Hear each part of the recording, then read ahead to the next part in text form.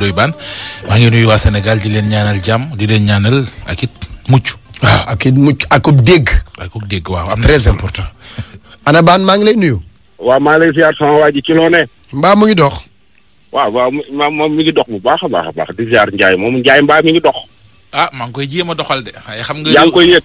ah. yaa ngi koy yëg. mënuma ko yëg ndax waxtu wi muy yëngu day fekk ma tëdd 20 heures lay tëdd. looy yëg na day fekk la Cheikh Rafal waxoon dañu may yëg lu ñuy yëg na kuñ ko yëgalul noo koy yëgee. mbaa da ngay dugg. mbaa da yow mbaa yow heure boobu day fekk nga dugg. man naturellement sax 20 heures damay tëdd. waaw man nag yàlla daf maa dimbali. ci waaw man confinement bi. dafa fekkoon ma entraîné ba pare parce que man moom je pense léegi mu war a mat at boo xam ni bu ma wàccee. amatuma ci mbedd mi benn soxla. yow nag moom démb dégg naa la ci mbeddi dëkk bi.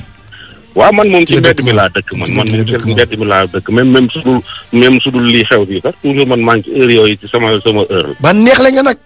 ah.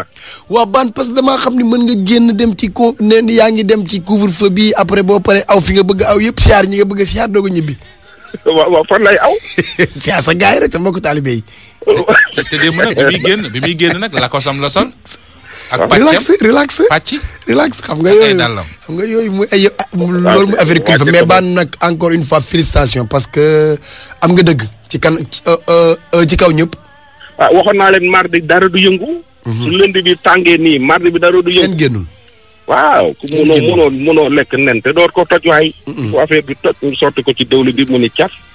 affaire bi doog a neex nga suy ci poobar doo ko mën a lekk normal démb dëkk bi dafa leer nañ. macha allah. Mohamed leen daal laay ñaan état bi. waaw dama koy ñaan su mënee nekk nañ ko def. parce que ñoo ngi woon ci terrain bi gis nañ li askan wi di dund. mooy couvre-feu bi ñu yëgal ko ba 21 heures. loolu moom bay wéy na mbuus.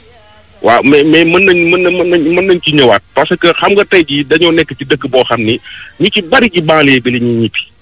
prime du wax te di waxaat. xam nga voilà bala ñuy jóge ci ba Dakar bay yegg ci banlieue bi 20 heures day jot. pour rek ñu gën xaw a oyofal affaire bi tuuti yéegal couvre-feu bi ba 21 heures. wala ñu wax force de l'ordre yi ñu def service minimum diggante 20 heures ba 21 heures. bëri ma rek waxee ren waaw. Ban. waaw loolu moom dama lay noppal. waaw. bay wéy na mbuus gis nga une loi. waaw c'est une loi moom ay conséquences négatives ak positives ci yam. wax ji kay mooy. waaw ñi nga xamante ne ji bu ñu wàccee leer la ne fa ñuy ñibbi il leur faut lu mu gàtt ñaari waxtu pour mu yegg.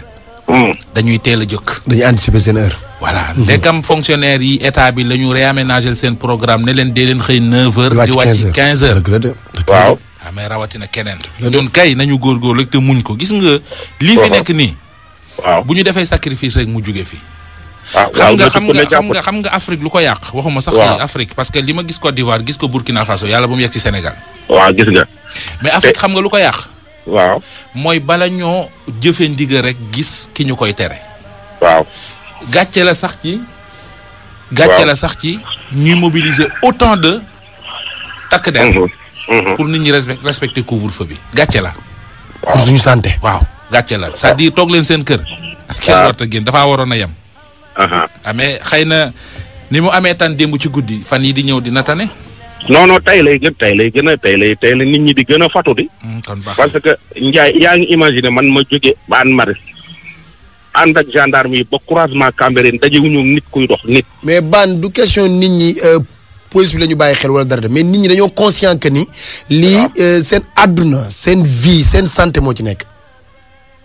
c'est très important bu ko ñeneen comprendre comme ni ko ñi nga xam ni ñoom ñooy ñu bari comprendre rek ñëpp am jàmm rek ñëpp am ay rek ñëpp bu ko defee dañu nekk ci jàmm.